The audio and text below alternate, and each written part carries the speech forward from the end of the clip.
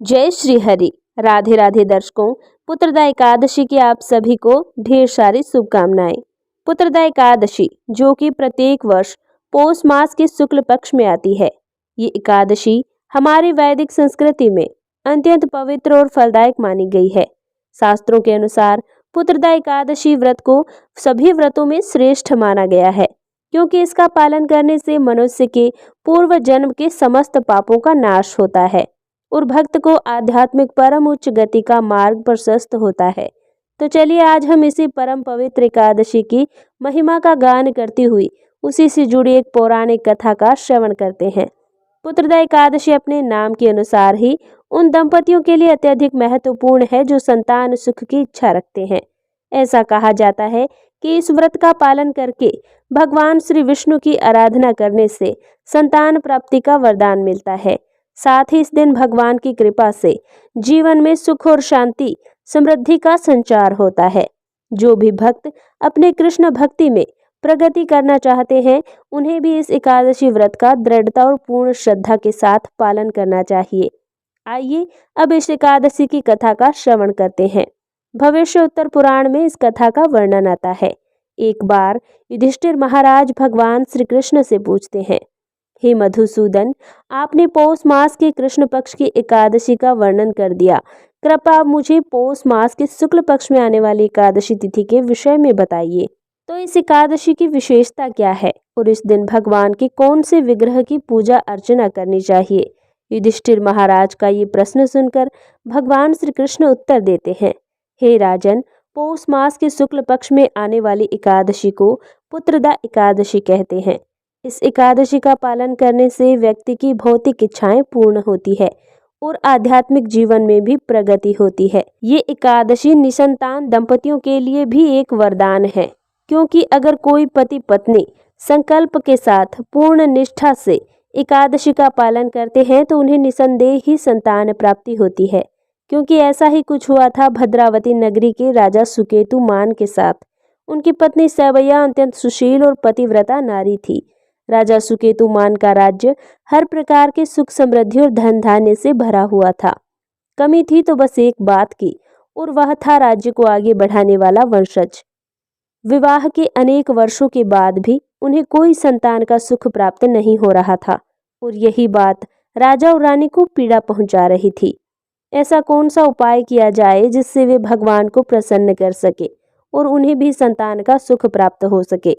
एक दिन वे दोनों अपने पितरों का तर्पण कर रहे थे और उस समय भी उनके मन में यही विचार चल रहे थे कि कुछ समय बाद उनके पितरों का तर्पण करने वाला कोई नहीं बचेगा। राजा ने मन ही मन में सोचा कि हे प्रभु, कहा जाता है कि पुत्र के बिना विवाह जीवन व्यर्थ है। संतान की अनुपस्थिति में व्यक्ति अपने पितृ ऋण से मुक्त नहीं हो सकता। इस जन्म में पुत्र और पौत्र होना ये इसी बात का प्रमाण है कि उस व्यक्ति ने अपने पूर्व अनेक जन्मों में भगवान श्री विष्णु की आराधना और भक्ति की होगी। लेकिन मैं इतना दुर्भाग्यशाली हूँ कि अनेक प्रयास करने के बाद भी मुझे संतान का सुख नहीं मिला। इस प्रकार विचार करते हुए उस दिन राजा अत्यंत दुखी हो गए। किसी को बताए बिना वे राजमहल से चले गए और अपने अश्व पर सवार होकर व्याकुल मन से राजा अकेले ही जंगल में चले गए। चारों ओर घना जंगल फैला हुआ था। सुंदर फूलों से सजे हुए अनेक वृक्ष और लताएं झूम रही थी। हाथी, हिरण, सियार जैसे अनेक प्राणी अपने अपने झुंड में परिवार के साथ विहार कर रहे थे और ये देखकर संतानहीन राजा अधिक शोकमग्न हो गए। विहार करते हुए मध्याह्न का समय हो चला था। राजा को भूख और प्यास दोनों ही लगी थी, लेकिन अब उनकी समस्याओं का अंत होने वाला था।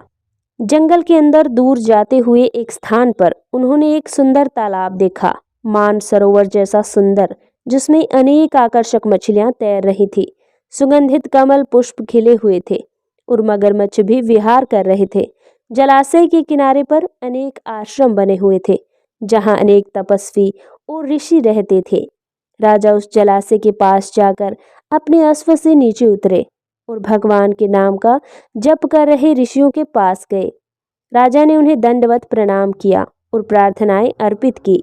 राजा की विनम्रता को देखकर प्रसन्न हुए उन सभी ऋषियों ने कहा, हे राजन, आप कौन हैं? इस जंगल में किस उद्देश्य से आए हैं? हम आपकी क्या सहायता कर सकते हैं। ऋषियों की प्रेम पूर्ण वाणी सुनकर राजा द्रवित हो गए। उन्होंने अपना परिचय दिया और ऋषियों से उनका परिचय पूछा। राजा की जिज्ञासा देखकर ऋषियों ने कहा, हे राजन, हमें विश्व के 10 पुत्र अर्थात विश्वदेव के नाम से जाना जाता है। हमारे नाम है वसु, सत्यक्रतु, दक्ष, काल, काम, ध्रुव, पूर्वा, मद्र और कुरु। हम इस जलाशय में स्नान करने आए हैं। कुछ ही समय में माघ मास आरंभ हो जाएगा और आज ही अत्यंत पवित्र पुत्रदा एकादशी है। जो भी व्यक्ति पुत्र की इच्छा रखता है उसे इस एकादशी का दृढ़ निष्ठा पूर्वक पालन करना चाहिए। ऋषियों की बात सुनकर राजा ने उत्सुकता पूर्वक कहा, हे ऋषिगण, लंबे समय से मैं एक आदर्श पुत्र प्राप्त करने हेतु प्रयास कर रहा हूँ, लेकिन अभी तक मेरे भाग्य का उदय नहीं हुआ है। कृपया मुझे पथ प्रदर्शित करें कि मैं किस प्रकार से इस एकादशी का पालन करके संतान प्राप्ति कर सकता हूँ। राजा की इस विनम्र प्रार्थना और तीव्र जिज्ञासा को सुनकर ऋषियों ने राजा को संपूर्ण विधि बताई। राजा सुकेतुमान ने नियम पूर्वक इन महान ऋषियों द्वारा बताई गई व्रत विधि पुत्रदा एकादशी व्रत का पालन किया और अगले दिन निर्धारित समय पर द्वादशी के दिन पारण किया। ऋषियों को यथासंभव दान दिया, उन्हें प्रणाम अर्पित किए और वापस अपने राज्य में आ गए। कुछ समय बाद उनकी रानी सैबैया गर्भवती हो गई और उन्होंने एक तेजस्वी सामर्थ्यवान पुत्र को जन्म दिया। इस कथा का समापन करते हुए भगवान श्री कृष्ण ने कहा, हे धर्मराज युधिष्ठिर, जो भी व्यक्ति इस एकादशी व्रत का श्रद्धा पूर्वक पालन करता है उसे इस भौतिक जगत में हर प्रकार के सुख प्राप्त होते हैं और जीवन के अंत में वह आध्यात्मिक जगत को प्राप्त कर लेता है। जो व्यक्ति इस कथा का श्रवण मात्र भी करता है उसे भी अश्वमेघ यज्ञ करने का फल मिलता है। बृहदनारदीय पुराण में धर्मराज स्वयं राजा भागीरथ से कहते हैं, सम्यप्या गंधक सुमीर विष्णु, विष्णु तिथ नृप जन्मा, यूता जत पापी मुक्तो व्रज तत पदम। यानी, हे नृप, जो विष्णु तिथि यानी एकादशी के दिन भक्ति भाव से गंध और फूल से भगवान विष्णु की पूजा करता है वह 1000 जन्मों के पापों से मुक्त होकर विष्णु पद को प्राप्त कर लेता है। हमारे शास्त्र बताते हैं कि एकादशी जैसी पवित्र तिथि पर किया गया कोई भी आध्यात्मिक कार्य जीवात्मा को अनंत गुना अधिक फल प्रदान करता है। शीला प्रभुपाद भी हमेशा कहते थे कि एकादशी पालन का अर्थ है संपूर्ण दिन में अधिक से अधिक हरे कृष्णा महामंत्र का जप करना।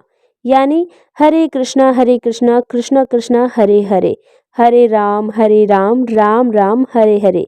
ये महामंत्र है, यानी सभी मंत्रों में श्रेष्ठ मंत्र है, जिसमें हम भगवान श्री कृष्ण और श्रीमती राधा रानी से याचना करते हैं कि वे हमें उनकी शुद्ध भक्तिमय सेवा प्रदान करें। अब देखिए, एकादशी के दिन हम उपवास करते हैं और उपवास का वास्तविक अर्थ है उप यानी नजदीक और वास यानी रहना।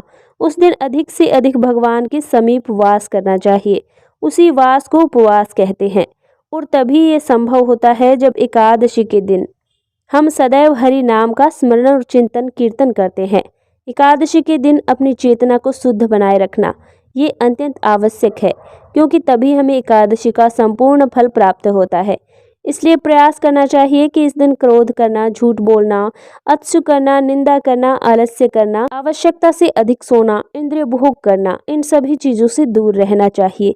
इस एकादशी के दिन संपूर्ण उपवास का पालन करना चाहिए। इसका अर्थ ये भी है कि किसी प्रकार के अन्न या उससे बने हुए खाद्य पदार्थ नहीं लेने चाहिए। यहाँ तक कि चाय और कॉफी का भी सेवन न करें, जो आपकी एकादशी व्रत को खंडित कर देते हैं। एकादशी के दिन अपने समय और मन पर विशेष ध्यान रखना चाहिए और हम जानते हैं कि ये कार्य इतना आसान नहीं है, लेकिन इसे सरल बनाने का एक ही उपाय है, वो है एकादशी के दिन हमेशा हरे कृष्ण महामंत्र का जप करते रहना। इससे अपने आप अपने मन और समय को नियंत्रित कर पाएंगे। एकादशी के अगले दिन यानी द्वादशी पर प्रातः काल में पूर्ण विधि विधान से निर्धारित समय के अंदर व्रत का पालन कीजिए, क्योंकि अगर पारण न किया जाए तो ये व्रत अधूरा माना जाता है। तो दर्शकों, ये थी आज की पुत्रदा एकादशी व्रत की कथा। अगर आपको ये कथा अच्छी लगी हो तो हमारे चैनल को सब्सक्राइब कर लें। जय श्री हरि विष्णु।